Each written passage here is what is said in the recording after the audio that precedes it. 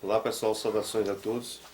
Nessa semana 4 a gente teve umas atividades de teoria e uns cálculos, né? Então a parte de teoria foi de marcar. Desejo que vocês estejam aproveitando da melhor forma possível esse momento para reforçar seus estudos, né? Principalmente porque até o momento haverá Enem, então é mais uma oportunidade para vocês tentarem desenvolver esse hábito de estudar também, organizar um certo tempo em casa, um certo momento para você ter esse hábito, né? Quem sabe guardar ele para o resto da sua vida aí. Que estejam todos em paz, com saúde. E nessas questões de marcar, a gente vai ver agora, depois vamos para os cálculos. Você tinha aí material onde as cargas elétricas se locomovem com facilidade.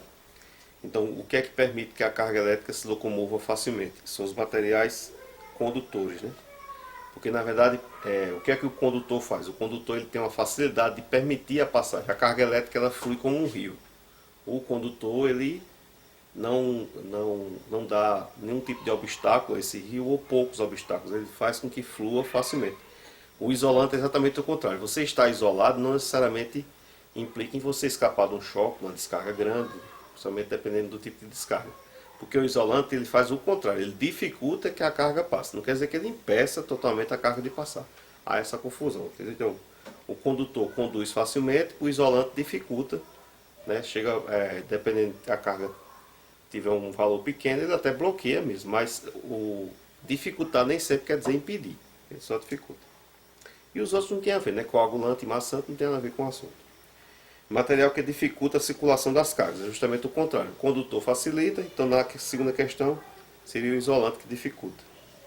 Tipo de eletrização onde o corpo cede elétrons para o outro e ambos se eletrizam com cargas iguais e opostas. Então isso acontece no atrito. Né? Okay.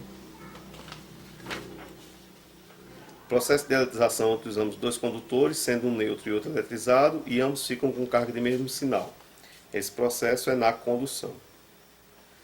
Tipo de eletrização onde induzimos uma separação de cargas em um corpo utilizando um condutor eletrizado. Então o nome aqui já lembra, induzimos, é porque é o processo de indução. Está lá naquelas nossas primeiras aulas, a explicação de como ocorre cada processo desse. No atrito você toca copos, né? Então eles vão acabar ficando com cargas e sinais opostos, porque vai haver transferência e roubo de carga de um para o outro. O contato você só faz o toque.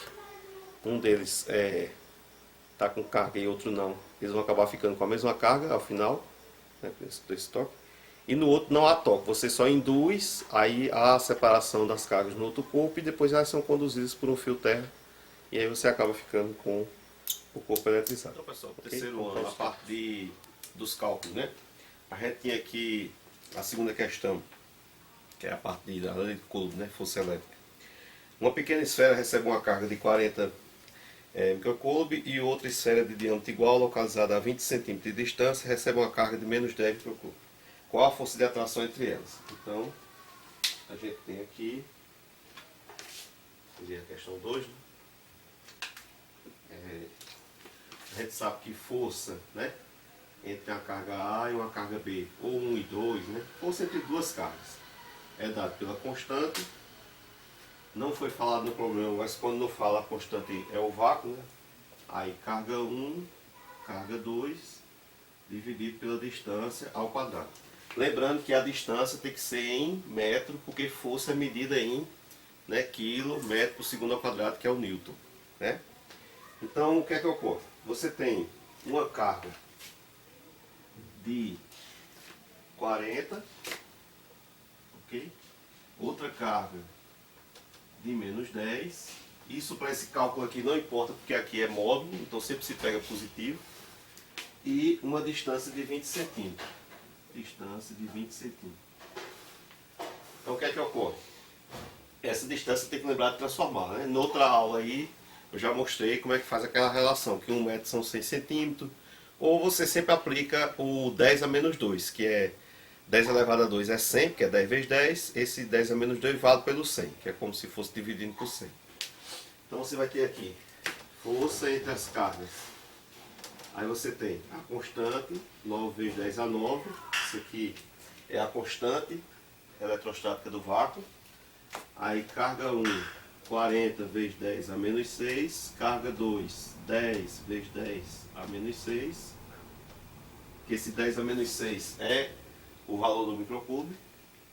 Dividido pela distância, que é 20 vezes 10 a menos 2. Isso aqui, né? Isso aqui, ó. Essa parte aqui é a transformação do centímetro para metro. Tem que lembrar disso. Dá muito erro por isso, né? Tem que lembrar. Elevado a 2. Certo? Aí aqui você vai ter 9 vezes 4, que é 36. 9, 18, 27, 36. Vezes 1. Então esse resultado aqui dá 36. Aí os zeros. Vamos ver. A gente tem um do 40 e um do 10. Então são dois zeros. As potências, você tem 9 aqui, tira 6, 3. 3 tira 6, fica devendo 3. Então 3 negativo. Embaixo você tem 20 elevado a 2, que é 20 vezes 20. Aí faz 2 vezes 2, 4. E põe dois zeros. Um zero ao quadrado são dois zeros.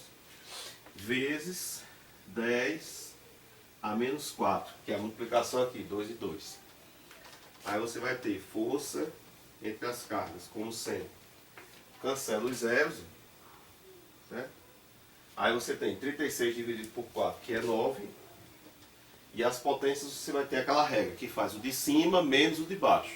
Aí como é menos 3 menos 4, né? Os dois menos, da regra isso aqui fica positivo. Então vai anular. Vai dever 3 pagar 4. Então vai ficar lá. Aí você tem 10 elevado a 1, que é o mesmo que 90 newton, certo? Isso aqui era a letra A. Essa pergunta tem A e B, ok? Então no caso da letra A, você tem uma força entre elas, nessa condição, 90 newton. Vamos à letra B.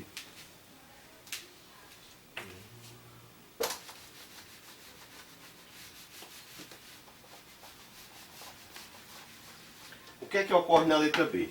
Colocando as esferas em contato e afastando as 5 centímetros, determina nova força. Então, força é uma coisa que depende das cargas e da distância. A gente sabe pelo princípio de conservação, né? Quando um sistema está eletricamente isolado, então a carga elétrica naquele sistema se conserva, né? Porque a energia, cargas não se criam nem se destroem, vão sempre se conservando, sempre se mantendo. Então o que é que ocorre? Se você tem uma carga de 40 que entra em contato com a carga de menos 10, né? Uma está positiva, 40, outra está negativa, então há excesso de elétrons nessa, há excesso de prótons na outra, né? Quando elas se tocam, você vai ter 40 menos 10. Então o novo sistema vai permanecer com a carga total de 30. Ok? Então a carga total, 40 menos 10, a gente vai ter 30. Como houve o toque, houve o contato, elas vão ficar em equilíbrio. Então o que é que vai acontecer? Você agora vai ter duas cargas, uma carga 1 de 15 e uma carga 2 de 15. Por quê? Porque quando houve o toque, os prótons em excesso de uma entraram em choque com os elétrons em excesso da outra e, como havia mais prótons, né, que um é 40, a outra é menos 10, acabou prevalecendo das duas ficarem positivas. Uma perdeu um pouco para entrar em neutralidade com os elétrons da outra, a outra recebeu, ficou as duas com 15. É aquele princípio lá que a gente trabalhou nos primeiros assuntos, ok? A carga total permanece. Então, cada um agora vai ficar com 15. Aí o que é que você vai ter? Força entre a carga A e a carga B, ou 1 e 2, certo? Isso é só conversão constante, 9, 10 a 9, carga 1, que é 15, 10 a menos 6, carga 2, 15, 10 a menos 6, dividido pela distância, que a distância agora é 5 centímetros. Então, você vai ter 5 vezes 10 a menos 2. Então, sempre que for centímetro, acrescentar o 10 a menos 2. Certo? Na outra aula eu expliquei melhor o porquê faz isso, que é a transformação. Elevado a 2. Tem outras aulas, qualquer coisa vocês voltam, conferem, é bom essa parte, pode parar, né, pausar, ver de novo. Tá. Então aqui você vai ter, na parte de cima, 15 vezes 15, né? 9 vezes 15 vezes 15. Você pode fazer da forma que achar melhor, você pode fazer 15 vezes 15 logo, que dá 225. Depois multiplicar com 9, você tem 225 vezes 9. Né? Que é o resultado daqui, ó, 15 vezes 15. Aí você pode fazer aqui 9 de 200, que dá 9 vezes 2 dá 18, vai dar 1.800. 9 de 20, que vai dar 180. E 9 de 5, que vai dar 45.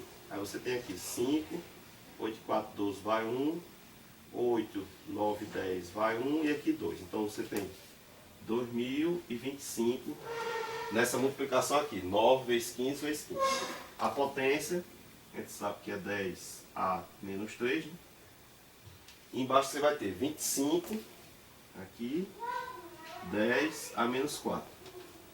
Então para fazer, faz a divisão do 2025 pelo 25, né? E aqui, 2025 pelo 25. Como 20 é pouco, 200, então quantos 25 tem aqui? Você sabe que 4, 25, né? 25, 25, 25, 4, 4, 25 são 100, né? Então, 8 vai dar 200, né? 25, 25, 4 vezes são 100, então o dobro, 8. Porque toda divisão você faz somando. Que a divisão, o que é a divisão? É eu tirar partes iguais até não poder mais. Por exemplo, quando eu faço 20 dividido por 5, o que é que eu estou querendo dizer?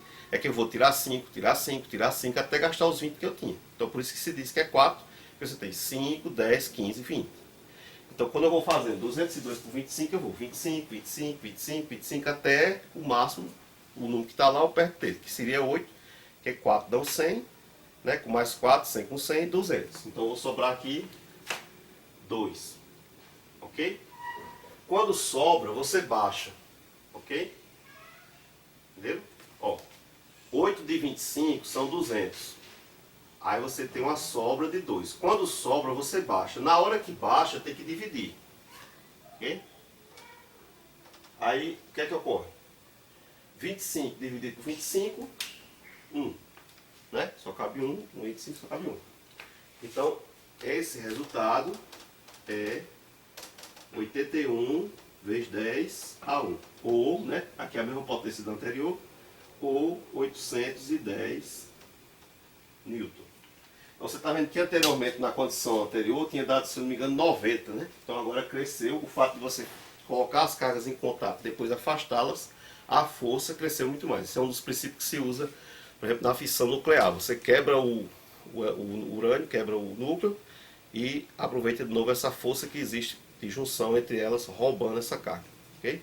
Paz e bem isso aí. Sim, tem a próxima. A gente vai daqui a pouco continuar nessa aprofundar no assunto. Força entre cargas elétricas, pelo que você vê na fórmula, né, o que mostra, só pode haver o cálculo entre duas cargas. Só que você pode ter infinitas cargas lá no sistema. Nesse caso aqui, por exemplo, a gente tem 3 cargas distribuídas nessa forma. A questão deixa bem claro, esse ângulo aqui, ó, que ela faz, esse símbolo significa que o ângulo é de 90 graus, isso é importante, porque elas podem estar numa configuração, numa arrumação, formando outros ângulos. Mas nesse caso está exatamente essa posição, certo? Aí o que é que você tem? Uma carga 1 aqui nesse local de 6, uma carga 2 de menos 8, uma carga 3 de 1. Essa questão dos sinais para a forma, a configuração também é importante para ver quais que se atraem, quais que se repetem, essas coisas, certo? E aí pede que você encontre a resultante das forças. Repare bem que é um termo novo aparecido, né? Força resultante que atua nessa carga aqui. Então, a força resultante que vai atuar aqui.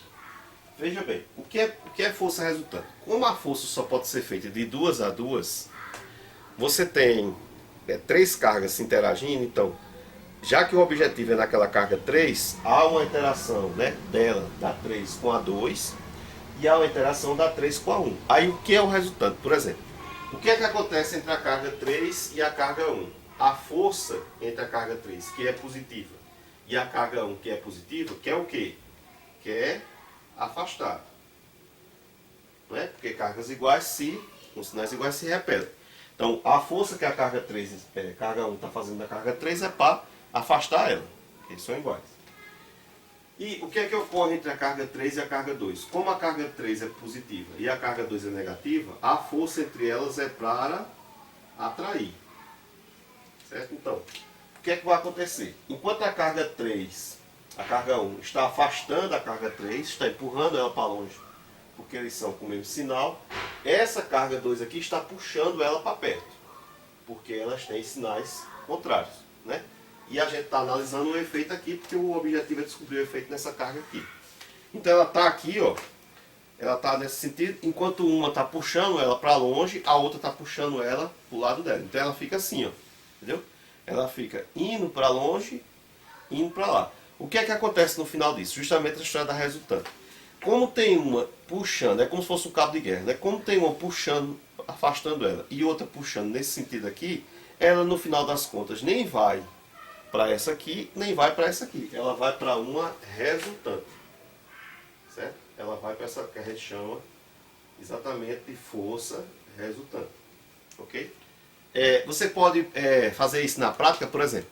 Duas pessoas pegam uma mesa, uma cadeira. Uma pessoa fica puxando num sentido e a outra no outro. Você veja que se você realmente continuar fazendo esse tipo de força, a mesa nem vai para uma nem vai para outra. Vai ficar caminhando no outro sentido. Que é o que acontece aqui. Toda vez que ela tiver o efeito de querer vir para cá por conta da força dessa, ela tem o efeito de querer ir para cá por conta da força dessa. Aí ela nem vai vir reta para cá, nem reta para lá. Ela vai ficar fazendo isso aqui sempre. Aí, o importante que eu falei a vocês do ângulo, por quê? Porque forma aqui, ó, ou aqui, onde você preferir colocar, você tem aqui a força de 1 em 3, certo? E aqui você tem a força de 2 em 3. Então aqui formou o quê? Formou um ângulo de 90 graus, né? Que é rebatível com esse aqui.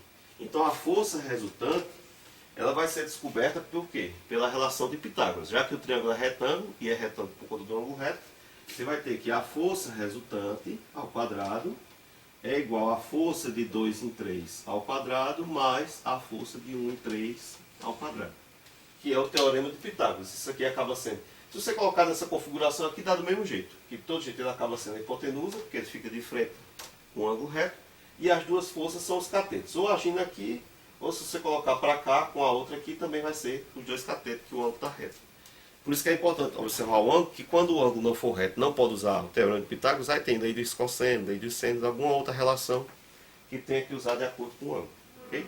Então a gente vai calcular essa interação aqui, pela fórmula, essa interação aqui, e depois fazer o teorema de Pitágoras. Okay? Quando você tiver um problema para analisar, perceba a atenção dessa posição para onde a interação está indo. Às vezes elas podem estar na mesma linha e fica mais fácil, ou vai juntar ou vai subtrair, quando estão na mesma linha, horizontal ou vertical, né? Até inclinada mais na mesma linha. Não é o caso aqui, porque uma está agindo num sentido horizontal, a outra no sentido vertical. E arme o que tem que fazer, porque agora ele direciona, agora é só as contas, fazer essa conta aqui e depois o teorema de Pitágoras. Eu vou apagar aqui para a gente fazer os cálculos. Então, usando o valor carga 2 e 3, a gente tem a carga 2 é de 8, então você tem 9 vezes 10 a 9, que é a constante, 8 vezes 10 a menos 6, e a carga 3 é de 1. Aí 1 vezes 10 a menos 6. Sim, eu esqueci de colocar no desenho, mas na figura lá está a distância, né? Entre as cargas é de 3, não é isso? Então, a distância aqui vai ser 3 vezes 10 a menos 2 ao quadrado. Aí você vai ter aqui 9 vezes 9 é 81, né? Tira, desconta 1, 9 vezes 8, 72. 72, 10 a menos 3, e embaixo 9 vezes 10 a menos 4. Seria como se você tivesse deixado esse 9 aqui e acabar cortando, né? É uma coisa que a gente também falou outras vezes. Então acaba 72 por 9 dá 8. Você tem 8 vezes 10 a 1. Ou 80, né? Ok? 80 newton.